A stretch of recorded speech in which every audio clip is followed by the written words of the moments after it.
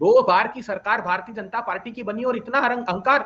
हमारा तो अटक से कटक तक, कश्मीर से कन्याकुमारी तक हम थे 415 सीटों का दल।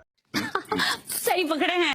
आज जब ये चरम पर है तब भी 11 प्रांतों में इनका एक भी सांसद जीत कर नहीं आया। 51 सीटों पर इनकी जमानत जब्त हुई। पिछले 5 साल में 31 विधानसभा के चुनाव हुए, सिर्फ 6 राज्य सरकारों में पूर्ण बहुमत की आई। कहीं पर या तो बैसाखी से है या इन्होंने हथिया ली। जोक दिए भैया जी आप तो। मुझे गजब बेइज्जती है।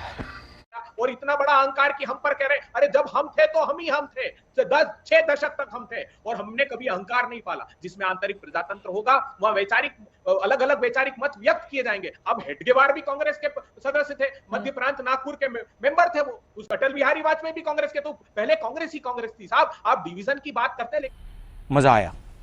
और मुझे गर्व है कि भारत जोड़ो यात्रा ने जो प्रचार और प्रसार इस देश में किया है, वो कहा है कि बेरोजगारी पर चुनाव होने चाहिए, महंगाई, भीषणतम महंगाई की आग में जो महिलाओं को झोंक दिया है उस पर बात होनी चाहिए प्रधानमंत्री जी। जो भीषणतम भ्रष्टाचार व्याप्त है देश में उसके खिलाफ बात होनी चाहिए। सिर्फ सांप्रदायिक ध्रुवीकरण से आप चुनाव नहीं जीत सकते, ये संदेश कर्नाटका ने दिया है। महंगाई, बेरोजगारी थी उस समय, मैं इस बात को स्वीकार करता हूं, लेकिन आजाद भारत के इतिहास में पहला चुनाव वो था जो इमोटिव इशू पर लड़ा। प्रधानमंत्री जी ने कहा पुलवामा के नाम पर मुझे एक वोट दे देना। इस कोई तरीका है भीख मांगने का? अच्छा, हमको सिखा रिया है। देश के नौजवान जो पहली बार वोट दे रहे हैं वो पुलवामा के नाम पर एक वोट दे देना। क्या हुआ?